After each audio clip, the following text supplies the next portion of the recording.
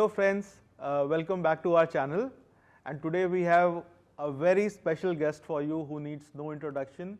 With me is Nilesh Bhai, MD and CEO of Kotak Mahindra Mutual Fund. So welcome Nilesh Bhai on our channel. Thank you. So Nilesh Bhai, I've personally known you for almost all my working life, which is now 15 years, and obviously आपका market experience तो बहुत ज़्यादा है मुझसे.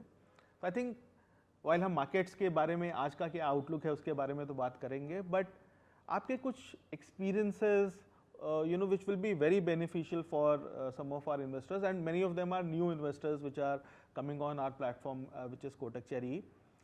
But before we get into that, एक question Nilesh भाई मैं आपसे काफ़ी टाइम से पूछना चाह रहा था कि are we placing too much importance on FPI money coming into India? Does it even matter? And so ये पूरा आप कैसे देखते हैं इसको? सो FPI मैटर अभी भी 19.5% के आसपास हमारी इक्विटी उनके हाथ में है. FPIs अक्टूबर 21 से लगातार बेच रहे हैं till May 22 and first half of June 22. उन्होंने तकरीबन 2.5 लाख करोड़ का माल बेच दिया. मार्च अप्रैल 2020 में जब उन्होंने 48,000 करोड़ का माल बेचा था तो अपनी मार्केट 12,500 की निफ्टी 7,500 हो गई थी. इस बार 2.5 लाख करोड़ बेचा, मार्केट मोटा मोटा 18.5 से अब 17 के आसपास है. तो एक FPI ने क्यों बेचा?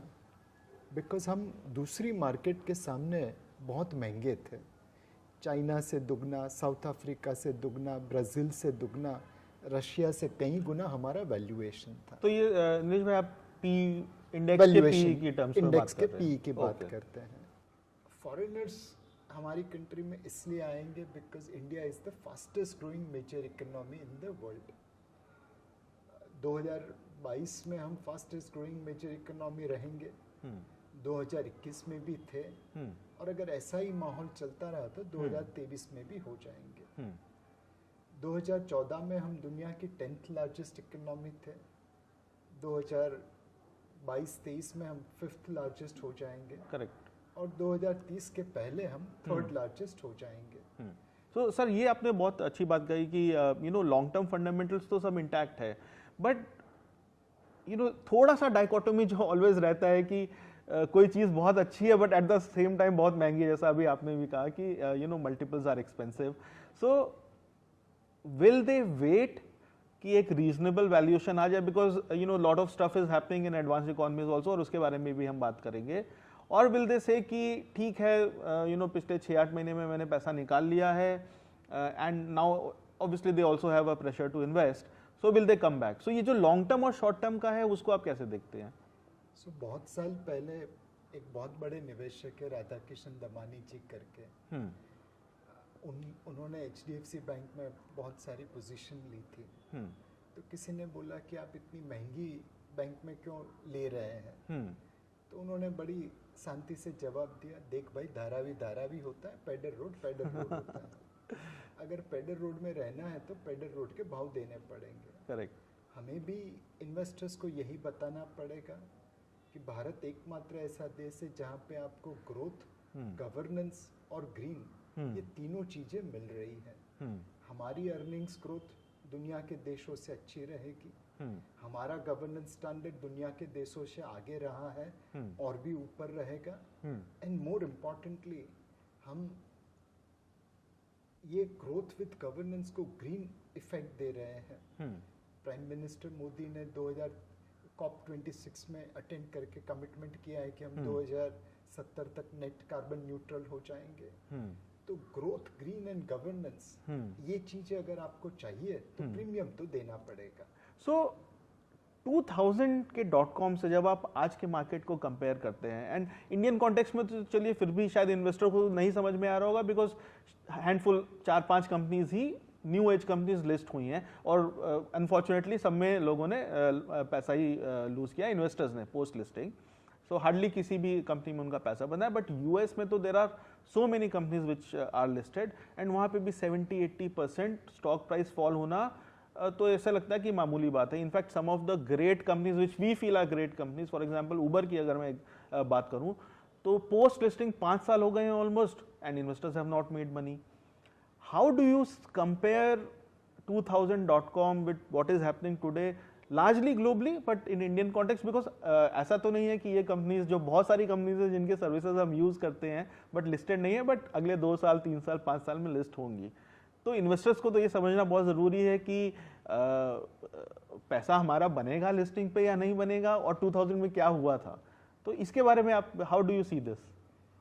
2000 में हमने एक बहुत सिंपल मॉडल बनाया था, बिजनेस मैनेजमेंट और वैल्यूएशन.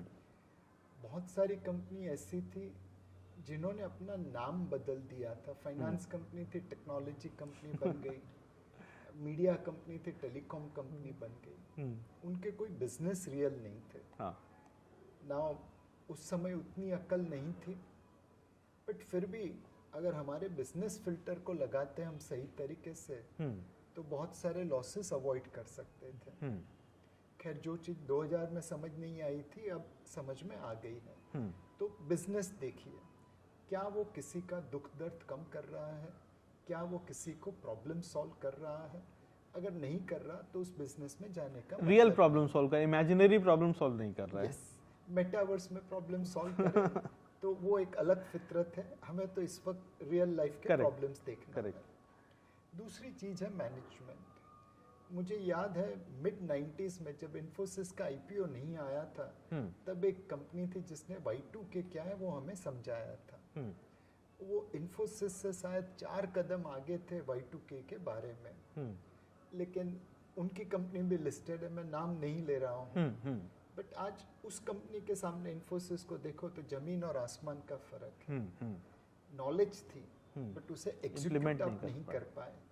तो मैनेजमेंट होना बहुत ज़रूरी है जो उतार चढ़ाव में बिजनेस के नैया चला सके. तीसरी चीज़ है वैल्यूएशन. मतलब 2000 में जिस कंपनीज के बिजनेस अच्छे थे, वैल्यूएशन मैनेजमेंट अच्छा था, वहाँ पे लोगों ने वैल्यूएशन पे मार खा दिया. एक बहुत बड़े आईटी एंटरप्रेन्योर है, उनका स्टॉक ऐसे रॉकेट की तरह उड़ा कि वो दुनिया के टॉप 5 रिचेस्ट पर्सन में आ गए. नाउ वो डेफिनेटली वो डिजर्व करते हैं, लेकिन जिस तेजी से वो बढ़े थे वो सस्टेनेबल नहीं लगता था. जब आप 100 के पी पे 200 के पी पे कोई स्टॉक खरीदते हो तो चांसेस है कि लॉ ऑफ एवरेज आज नहीं तो कल कैचअप कर लेगा. तो 2000 की फेलियर्स ने हमें सिखाया बिजनेस मैनेजमेंट और वैल्यूएशन मॉडल की इम्पोर्टेंस क्या है. आज उसी चीज को हम अपना रहे हैं. बिजनेस मैनेजमेंट और वैल्यूएशन के प्रिज्म से जो चीज निकले उसमें निवेश करते हैं, डाइवर्सिफाइड रहते हैं. ऐसा कोई अभिमान नहीं है कि हमें पता है फ्यूचर में क्या होने वाला है. जहाँ गलत गए वहाँ पे लॉस काट लेंगे, जहाँ पे सही है वहाँ पे पोजीशन और बनाएंगे. जैसे डेटा आएगा वैसे अपना व्यू बदलेंगे. दिनेश भाई, यहाँ पे एक मुझे पर्सनली भी ये डाउट होता है एंड आई एम श्योर हमारे काफ़ी व्यूवर्स को भी आएगा. जैसे आपने कहा कि कोई चीज़ 100 के पी पे चली गई थी या 200 के पी पे चली गई थी, या इनफैक्ट आज की कंपनीज की बात करूँ तो अर्निंग्स ही नहीं है तो क्या पी, इनफाइनाइट पी है ना. But before the crash happens the growth is also crazy. Okay, so some of these, या मैं चलिए लेट्स से किसी कंपनी की हम नहीं बात कर सकते, हम क्रिप्टो की बात कर सकते हैं. So bitcoin went all the way up to 60,000 and it has come down to now below 20,000 और 20,000 या उसके आसपास.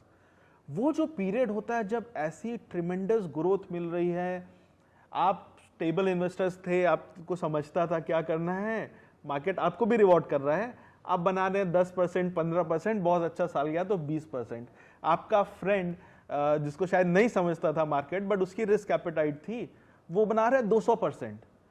इन्वेस्टर कैसे अपने आप को कंट्रोल करे कि वो शायद वो रास्ता लॉन्ग टर्म में गलत है बट शॉर्ट टर्म में जब इतने ज्यादा प्रॉफिट बन रहे हैं, कैसे मैं अपने आप को रोकूं वो प्रॉफिट में पार्टिसिपेट करने से? So investment is like a game of golf. आप अपने साथ कॉम्पीट करते हैं, अपने दूसरे खिलाड़ी के साथ नहीं.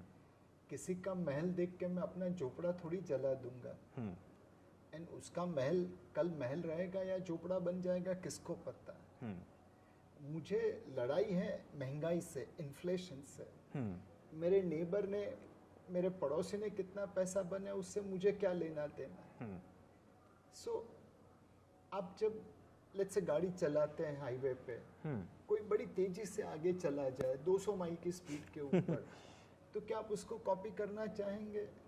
मे बी उसके पास फरारी है तो 200 किलोमीटर पे चला सके, मे बी वो माइकल शूमेकर का नाती है तो 200 माइल पे चला सके। लेकिन हम तो अपनी गाड़ी जो है उसी हिसाब से चलाएंगे और अपनी ड्राइविंग स्किल के ऊपर ही चलाएंगे। तो जैसे हाईवे पे कोई आपसे आगे निकल जाए आपको परेशानी नहीं होती, आप किसी से आगे चले जाए आपको गुमान नहीं होता, वैसा ही इन्वेस्टमेंट में रखिए। आपकी कंपटीशन इन्फ्लेशन के सामने है, क्या रियल रिटर्न बनता है कि नहीं। और एक और चीज मैं कहना चाहूँगा, कई बार आदमी के पास अपॉर्चुनिटी आती है और उसके ऊपर वो बहुत कम पैसा लगाता है, रिटर्न कुछ खास बनता नहीं है। So it is not whether you have got 100 beggars in your portfolio. What is important is when you got 100 beggar, how much money you put on it. Did you put a truckload or did you put a small sum of money? अभी कल मुझे एक निवेशक मिले थे, उन्होंने कहा कि नीलेश भाई जब जब मैंने स्टॉक लिए हैं मैंने आपके फंड को आउट परफॉर्म कर दिया। मैं बोला बहुत अच्छी बात है, तो आपका तो मतलब काफ़ी पैसा बन गया होगा अब तक। बोला नहीं पैसा तो नहीं बना। मैं बोला मैं गेस कर सकता हूँ क्यों नहीं बना। बोला बोलिए। मैं बोला जब आपने स्टॉक लिए, एक आपने बहुत कम पैसे लगाए होंगे, या दूसरा है कि आप रिटर्न एकदम शॉर्ट टर्म में मेजर कर रहे हैं, लॉन्ग टर्म कंपाउंडिंग नहीं देख रहे। तो आपको लगता है कि मेरे फंड ने से 15% रिटर्न दिया 10 सालों के लिए, और मैंने तो आज स्टॉक खरीदा और कल बेच दिया तो 20% बन गया, तो मेरा रिटर्न ज़्यादा है। पर आप 20% 10 दिन के लिए बनाए, मैंने 15% 10 साल के लिए बनाए, जमीन तो आसमान कंपाउंड का हो फर्क पड़ जाता के है। वो पहाड़ बन जाएगा फिर रिटर्न उन्हें का। समझ में आई कि जब मैं रिटर्न देख रहा हूँ तो मैंने कितने पैसे लगाए और कितने समय के लिए लगाए, वो बहुत ज़रूरी है।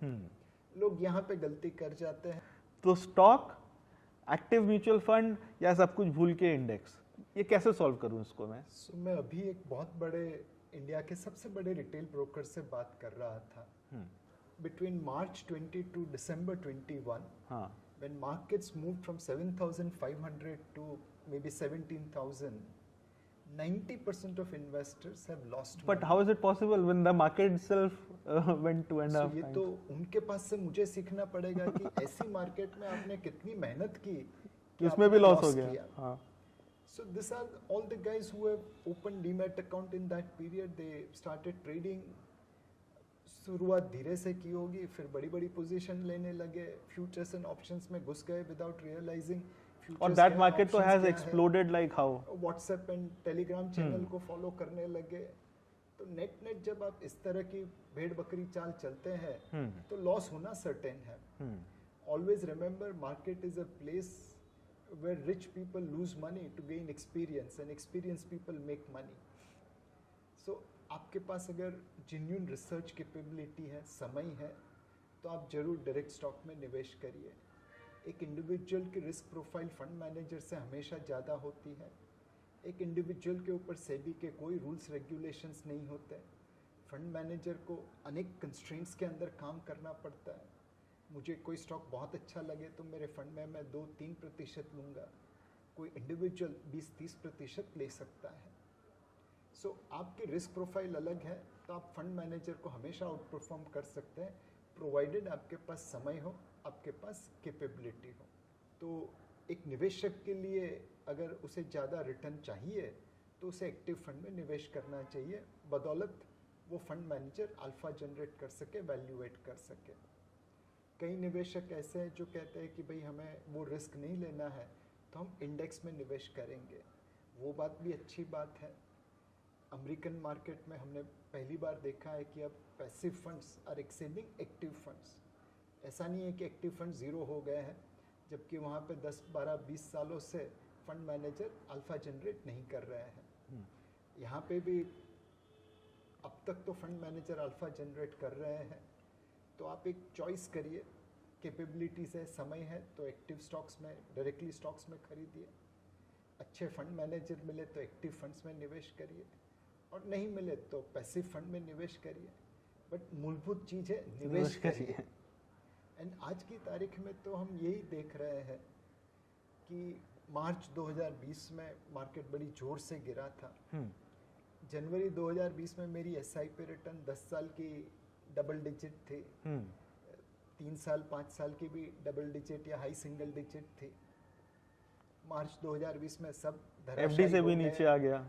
3 साल के रिटर्न नेगेटिव, 5 साल के रिटर्न सेविंग्स बैंक अकाउंट से नीचे, 10 साल के रिटर्न एफडी के बराबर, बट आधे से ज़्यादा कम हो गए। मुमकिन था, बट वेबिनार करते थे, जूम कॉल करते थे, और वहाँ पे जब भी निवेशक ने पूछा कि एसआईपी रिटर्न्स इतने कम हो गए, हम क्या करें, बिफोर आई कुड आंसर लोग आके बोल देते थे जब एसआईपी के रिटर्न नेगेटिव है तो टॉप अप करिए, ये समय भी गुजर जाएगा, आइदर अपनी एसआईपी चालू रखिए या टॉप अप करिए। कुछ लोग ऐसे थे जिन्होंने नेगेटिव रिटर्न के डर के मारे एसआईपी बंद कर दी, उनका जो नोशनल लॉस था वो रियल लॉस हो गया।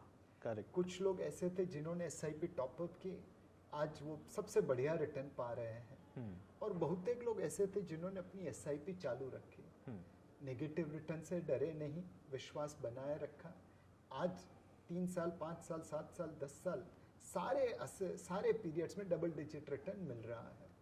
तो this is all about discipline investment and taking advice of someone who is knowledgeable. जब मैंने करियर चालू की 90 के दशक में, तब भारत की इकोनॉमी कुछ $300 बिलियन थी, आज $3.5 ट्रिलियन है, मोटा मोटा 10 गुना बढ़त हुई। मुझे लगता है आने वाले 7 से 10 साल में ये $3.5 ट्रिलियन बढ़ के $6-7 ट्रिलियन हो जाएगी। जितना ग्रोथ हमने पिछले 30 सालों में देखा, उतना आने वाले 7 से 10 सालों में देखेंगे। Now 3000 on 300 is 10 times and 6000 on 3000 is 2 times, so वो बात अलग है, लेकिन एब्सोल्यूट इतनी है, इतनी बढ़ने वाली है। सामने समंदर पड़ा है, अब जितना पानी चाहे उठा लीजिए, समंदर को फर्क नहीं पड़ेगा। क्रिकेट की मैच है, पिच पे खड़े रहिए, रन तो अपने आप बन जाएंगे। करेक्ट। तो ये तो in fact we also tell our investors that you should not take such risks which can wipe out your capital. Always there will be times where 5% 10% ऊपर नीचे, no one can predict. In fact कोई आपको बोल रहा है कि वो predict करता है तो he is lying.